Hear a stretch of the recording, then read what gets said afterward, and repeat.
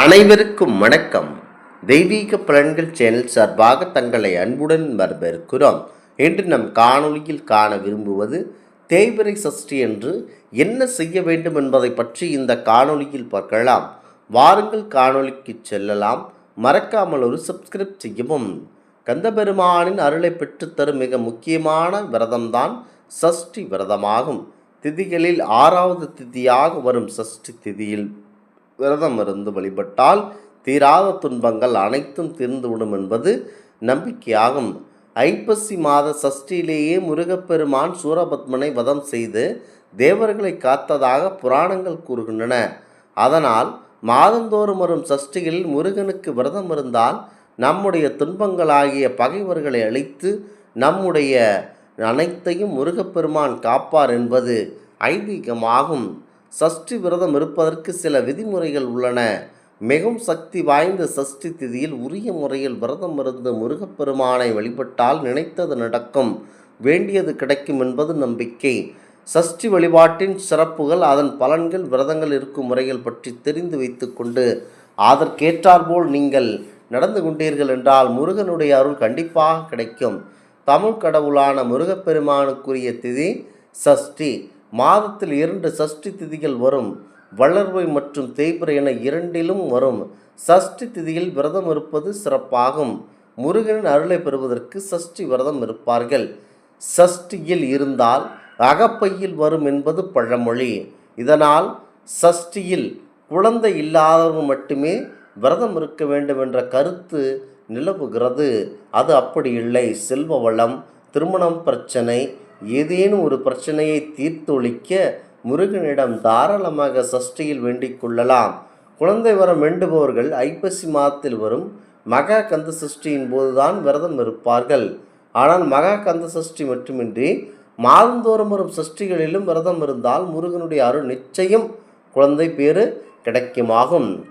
நீண்ட நாட்களாமல் குழந்தை இல்லை, தொழிலில் வளர்ச்சி இல்லை, வாழ்க்கையில் முன்னேற்றம் என்பதே இல்லை, வறுமையே தீரவில்லை, தீராத நோயால் பாதிக்கப்பட்டு இருப்பவர்கள், வாழ்க்கையில் யாராவது ஒரு நபரால் தடைகள், பிரச்சனைகள் வந்து கொண்டே இருக்கிறது என்பவர்கள், கஷ்டமில்லாத வாழ்க்கை வேண்டும் என்கின்றவர்கள் சஷ்டி திதியில் தாராளமாக விரதம் இருந்து வழிபாடு செய்யலாம்.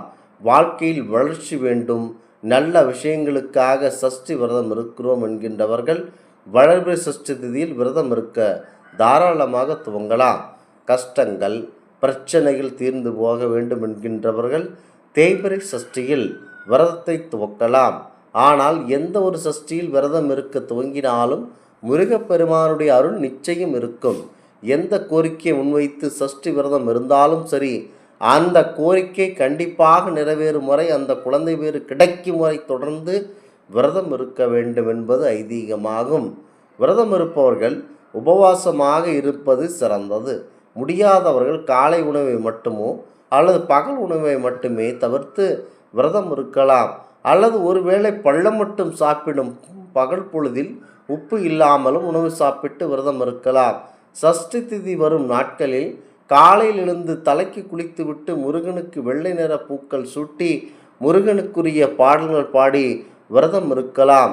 காலையில் பால், பழம், வெற்றிலை, பாக்கு மட்டும் படைத்து வழிபட வேண்டும். காய்ச்சிய பாலில் சர்க்கரை அல்லது தேன் கலந்து படைக்க வேண்டும். முடிந்தால் அருகில் உள்ள முருகன் கோவிலுக்கு சென்று வழிபட்டு வரலாம். முடியாதவர்கள் வீட்டிலேயே தாராளமாக வழிபாடு செய்யலாம். காலையில் சுவாமிக்கு படைத்த பாலை நாம் குடிக்கலாம் அல்லது மற்றவர்களுக்கு பிரசாதமாக கொடுக்கலாம். மாலையில் மீண்டும் வீட்டில் பால், பழம் படைத்து ஒரு மனைப்பலகையில் சட்கோண கோலமிட்டு அதில் 6 அகல் விளக்கில் நெய் விளக்கேற்றி வழிபட வேண்டும். 6 விளக்குகள் ஒரு விளக்காவது நெய் விளக்காவது ஏற்றுவது சிறப்பு. சுவாமிக்கு படைத்த பாலை குடித்து விரதத்தை நிறைவு செய்து கொள்ளலாம். ஏதாவது என்ன வேண்டுதலுக்காக சஷ்டி விரதம் இருந்தாலும் கந்த சஷ்டி கவசம் படிப்பது சிறப்பு.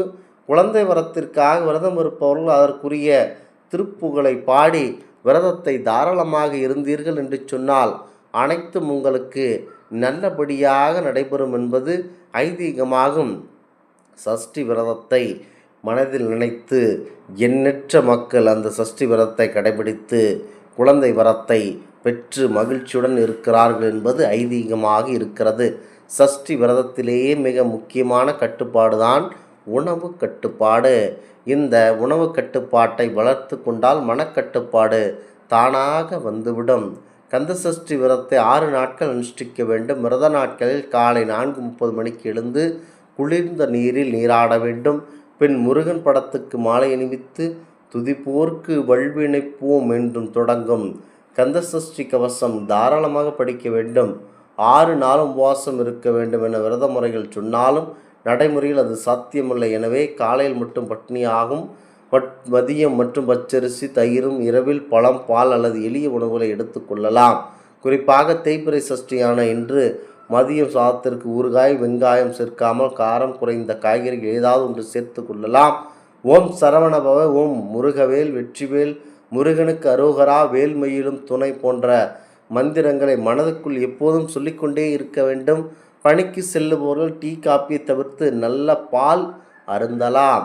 குறிப்பாக சஷ்டி விரதத்திலே முக்கியமான கட்டுப்பாடு தான் உணவு கட்டுப்பாடு.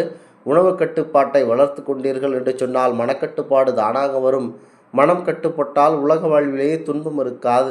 குழந்தை இல்லாத பெண்கள் முருகன் கோவிலில் தங்கி விரதத்தை மேற்கொள்வது உடனடி பலன் தரும். முக்கியமாக இந்த பலனை மனதில் நினைத்து கொண்டு வழிபாடு செய்பவர்களுக்கு எண்ணற்ற நன்மைகள் உண்டு. சஷ்டி விரதத்தின் போது குறிப்பாக நீங்கள் ஒரு அன்றைய நாட்களில் முழுமையாக அல்லது ஒரு வேளை உணவோ உட்கொண்டு விரதத்தை கடைபிடிப்பர். அதிகாலையில் இருந்து நீராடி பால், பழம், இளநீர் உட்கொண்டு மதியம் உப்பு இல்லாத உணவு அல்லது ஒரு வேளை சாத்வீக உணவை, அதாவது வெங்காயம், பூண்டு தவிர்த்து அந்த உணவை உண்டு இரவில் பால், பழம் அருந்தி விரதம் இருப்பது சிறந்த முறையாகும். பகல் வேளையில் உப்பு, வெங்காயம், பூண்டு இல்லாத உணவை, அதாவது மோர், சாதம், பழங்கள் உட்கொள்வது நல்லதாகும்.